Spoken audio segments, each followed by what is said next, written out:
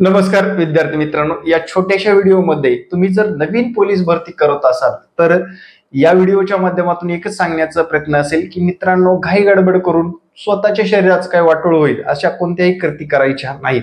तर विद्यार्थी मित्रांनो, येणाऱ्या काळामध्ये तुम्हाला नवनवीन माहिती पाहिजे असेल तर HP अकॅडमी या YouTube चॅनलला सबस्क्राईब करायला विसरायचं नाही।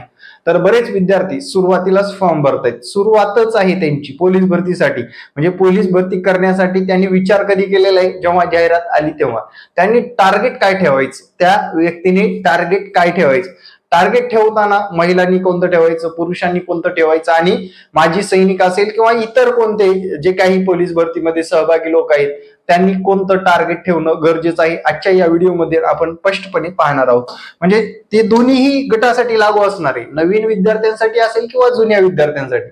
नवीन तयारी करणाऱ्याचं मेरिट खाली येईल असं नसतं, किंवा जुने विद्यार्थी अनुभवी आहेत म्हणून त्यांचं मेरिट कमी लागेल असं नसतं। मित्रांनो, टार्गेट खूप महत्वाचा असतो। सर्वात प्रथम आपण महिलांसाठी टार्गेट काय असावे, महिला पोलीस भरतीसाठी टार्गेट काय असावे, तर साधारणपणे विद्यार्थी मित्रांनो एकच आकडा सांगतो, 120 प्लस मार्क आले पाहिजेत तरच आपण वर्दी मिळवू शकणार आहोत। आता कुणाची सहानुभूती मिळवणं, कुणाचं योग्य अयोग्य मार्गदर्शन मिळवणं, ऑनलाईन मार्गदर्शन मिळवणं, अशा बऱ्याच काही शंका असतात तुमच्या मनामध्ये, पण त्या शंका बाजूला ठेवून आपली तयारीवर जास्त भर द्या मित्रांनो। तयारी कशी करायची की जे की आपण कुणाचा मार्गदर्शक आपला असणं गरजेचंच आहे। मार्गदर्शक तर खूप महत्वाचा ठरतोच। मग मार्गदर्शक घेत असताना सर्वात महत्वाचा आपल्यापेक्षा उच्च दर्जाचा असावा, आपल्यापेक्षा जरा चांगला दर्जाचा असावा, म्हणजे त्या विद्यार्थ्यांनी लगेच स्पष्ट समजून येतं, आपण एवढे पण हुशार आहोत की त्या व्यक्तीने व्यवस्थित मार्गदर्शन केलं तर आपली प्रगती होणार आहे। आपल्यालाच पडतात 30 मार्क, त्या व्यक्तीला पडतात 25 मार्क, असा मार्गदर्शक नसावा।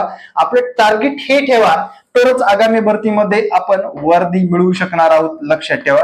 आता पुरुष गट आहे, पुरुष गटासाठी साधारण कोणतं टार्गेट ठेवावं, तर यापेक्षा 125 130च्या दरम्यान त्याला मार्क पडले पाहिजे, हे टार्गेट असणं गरजेचं आहे।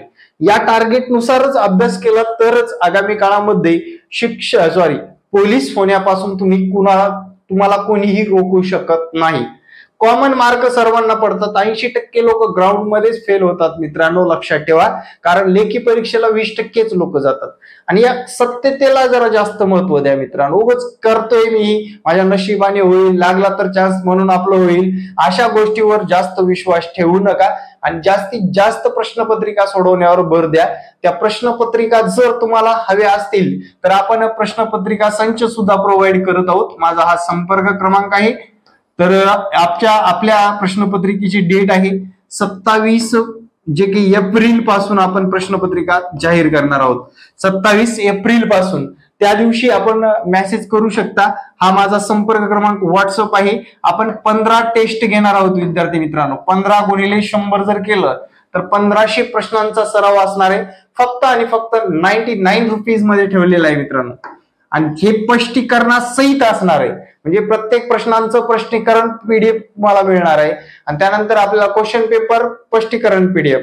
आज सकाळी जर पेपर टाकला तुम्हाला तर संध्याकाळी तुम्हाला स्पष्टीकरण भेटेल लगेच, म्हणजे आपण सोडवलेले प्रश्नांचं उत्तर कसे आहेत, कशा पद्धतीने त्याला और प्रश्न विचारले जातात याच्या सहित स्पष्टीकरण आपण त्या पेपरमध्ये देण्याचा प्रयत्न केलेला आहे। एक पेपर साधारण विद्यार्थी मित्रांनो प्रत्येक विद्यार्थ्याला सोडवता यावा, त्याचा फायदा व्हावा, यासाठी ही टेस्ट सिरीज आयोजित केलेली आहे। कारण मी वोटिंग घेतलं होतं, 99% लोकांनी वोटिंग दिलेलं आहे की सर प्रश्नपत्रिका तुमच्या आम्हाला वापरायची, त्यामुळे आपण ही जाहीर केलेलं आहे।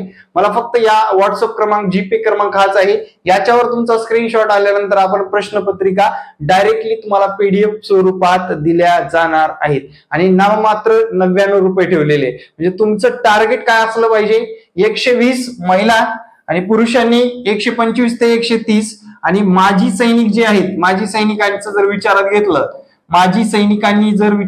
मित्रांनो, माजी सैनिकांचं टार्गेट ठेवलं पाहिजे 115 ते 120च्या दरम्यान। आता याच्यामध्ये सुद्धा फरक पडतो बरं का, संभ्रम निर्माण करून घेऊ नका किंवा खचून जाऊ नका, माझं एवढं कमी मार्क येतात तेवढे कमी मार्क येतात।